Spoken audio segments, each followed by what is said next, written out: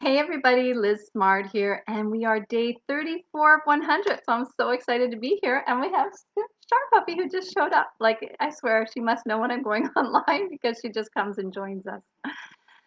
So I'm so excited to be here today, and I wanted to talk about, and it's going to kind of like follow the flow of what we were talking about yesterday. So I was saying, like, when if we have thoughts that just don't serve us, and just like, based on some things that we might have done in the past that we regret. And it's like we can't change. Like we don't have a magic wand, right, to go back in time.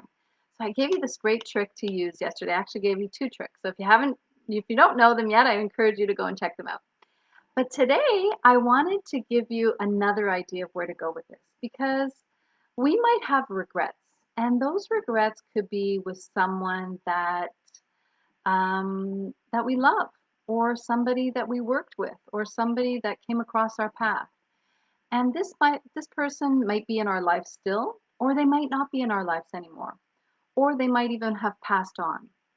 And so I was asked this evening, actually, if you believe that we can make peace with that. And I really do feel that we can. You know, we don't have a magic wand. We can't go back in the past. We can't change things. We've all said things that we regret. We've all done things that we regret. We have all made decisions based on where we were at the time. And everything is perfect the way it is. There's no right or wrong. There's no good or bad. That's the thing. It just is.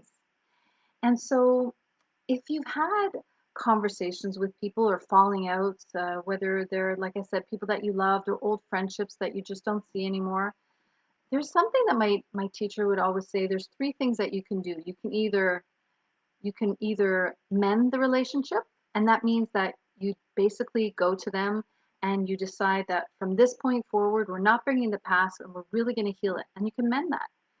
You could decide to leave the relationship. That's another option.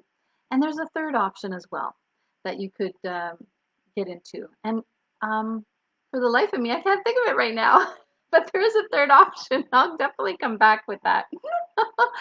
But that being said, I wasn't because I wasn't planning on talking to you about those three options that you can do.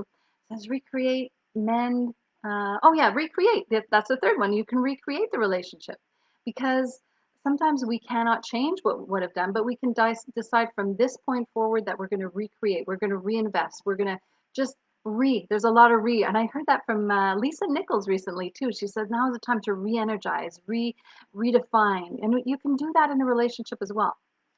So those are the three options that you have. But I'm going to go a little deeper tonight, and I'm going to say that I would urge you, I would maybe not urge you, maybe encourage you to sit down and write a letter.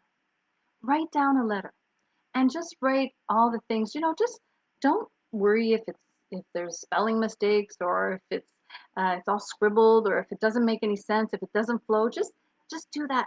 Just do that writing and just let it out. Just let all the emotions just come onto paper. And what would you say to that person? What would you say to that person, whether they're here or whether they've gone? And then you can decide if you want to give them that letter. You might want to clean it up a little bit. You can do that. Or you can just do some type of ritual where you bless and release it. And it doesn't have to be burned. If you want to burn it, you can, but you can just bless and release. But basically what you're doing is you're getting the charge, because that's what happens is we're left with charges on us. So by letting it out, you're giving it a space. But then what I would encourage you to do is to go a step deeper and then write on what it is that you would tell your younger self. So, what would you tell your younger self of 20 years ago if you could go back? Let's just pretend for a moment and you had that magic wand. What would you say? What would you do differently? And I want you to take some time on that. And then, thirdly, what I'd love you to do is I'd like you to say, with the hindsight of looking back, of who you are now, looking back 20 years ago or 30 years ago or whenever the case may be, and what is it in there that you need to forgive yourself for, right? Because we make mistakes, and that's why they're called mistakes, because they're things that if you could redo, you probably would. But if we're left with that charge, it doesn't serve us. And it just gets in our space. And it stops us from connecting. It stops us from allowing our heart to be wide open and really being present and being able to connect with someone else. See, that's why I say it's always about self love, because by doing that exercise, you're going to connect with yourself. You're going to be forgiving yourself. You're going to be kinder to yourself. You're going to love on yourself. You're going to heal within yourself.